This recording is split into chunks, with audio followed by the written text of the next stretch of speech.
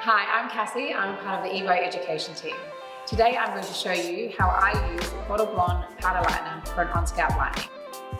Bottle Blonde is Evo's all-purpose lightener. It evenly lifts up to 9 levels while preserving the moisture and strength in the hair.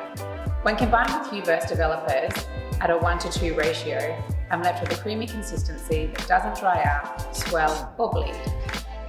I'm using 20 volt today, which is the maximum developer recommended for on-scalp applications. It's super important to work with clean sections when using powder liner. To start, I take a cross-section parting. I then take a subsection under the occipital bone.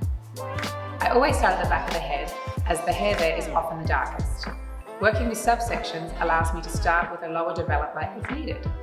To ensure the most even lift, I work with very fine sections, focusing on a smooth, even application.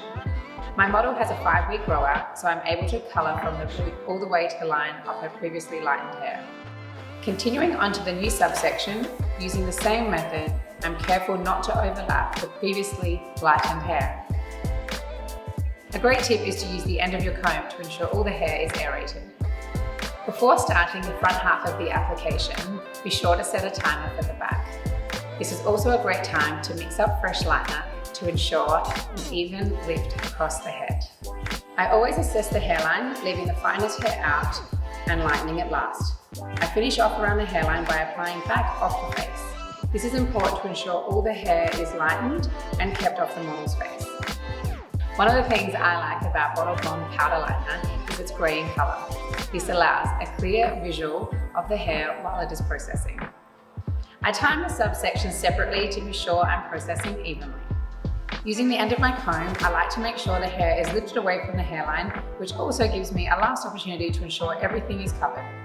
Working with subsections not only keeps my work neat, it also allows me to rinse in sections as the hair lightens to help avoid over-processing. Always rinse in the order in which you've applied the lightener, and always rinse gently and thoroughly.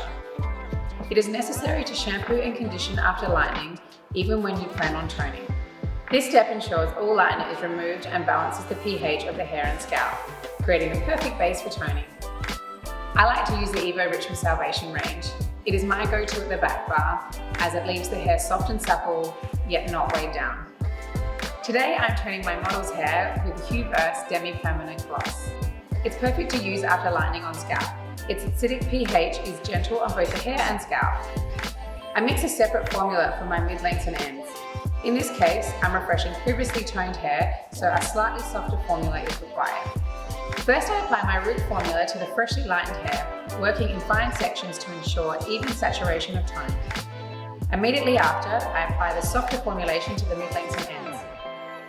I've chosen to tone with a level 10 gold violet as I wanted to keep my model's hair as light and creamy as possible.